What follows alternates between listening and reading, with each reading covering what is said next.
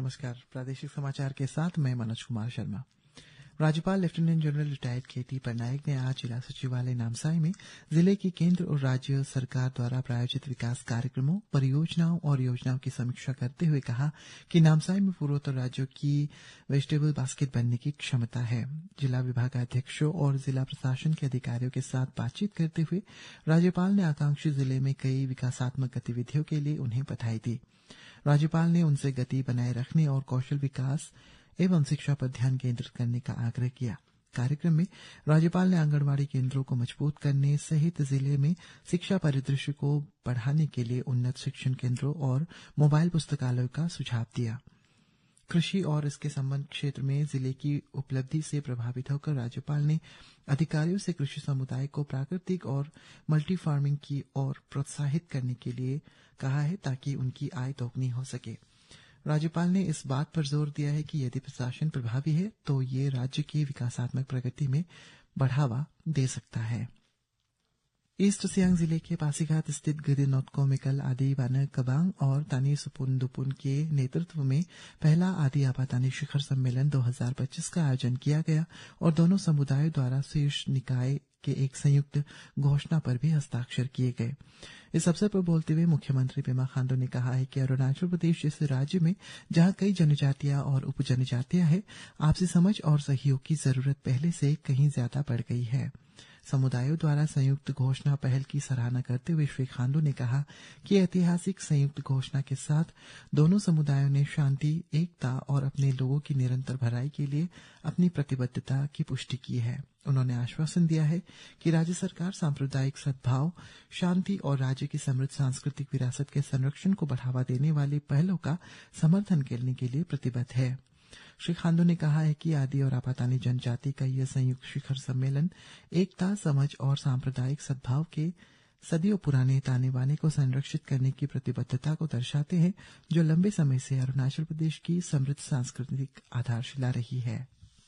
सांसद तापुर गांव ने आज पासीघाट में याग्रुंग स्थित पोगलेक कोरोंग पर बहुप्रतीक्षित आरसीसी पुल का उद्घाटन कर लोगों को समर्पित किया।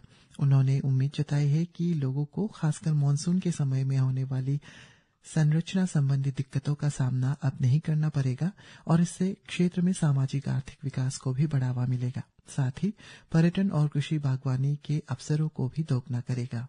कार्यक्रम को संबोधित करते हुए पासीघाट ईस्ट विधायक तापी दारांग ने कहा है कि पुल को बोसिंग 1 और बोसिंग 2 तथा आसपास के क्षेत्र की प्रगति और विकास में तेजी लाने के लिए काम करेगी और आरसीसी पुल के निर्माण के लिए केंद्रीय NLCPR योजना के तहत धन मुहैया कराया गया है। राष्ट्रीय पर्वतारोहण और साहसिक खेल संस्थान निमास की एक टीम ने आज ब्रह्मपुत्र नदी में राफ्टिंग कर अभियान के एक चरण को पूरा करके महत्वपूर्ण उपलब्धि हासिल की है। 916 किलोमीटर की साहसिक यात्रा में से टीम ने दुनिया के सबसे खतरनाक हिस्से में राफ्टिंग करते हुए 240 किलोमीटर की दूरी सफलतापूर्वक तय की। विशेष रूप से यह अभियान अरुणाचल प्रदेश और असम में फैले पूरे ब्रह्मपुत्र खंड पर राफ्टिंग का पहला प्रयास भी रहा। तोतिंग स्थित गेलिंग जो पहला भारतीय गांव है जहां नदी भारत के प्रवेश करती है और ये खंड अपने ग्रेड 4 और ग्रेड 5 के लिए प्रसिद्ध है।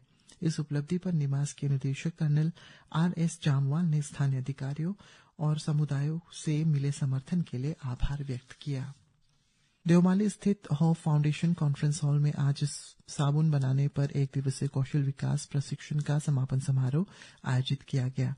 इस अवसर पर बोलते हुए अरुणाचल प्रदेश राज्य महिला आयोग APSCW की अध्यक्ष केंजुम पाकाम ने प्रतिभागियों को इस तरह के प्रशिक्षण का लाभ उठाकर इसका उपयोग करने के लिए प्रोत्साहित किया।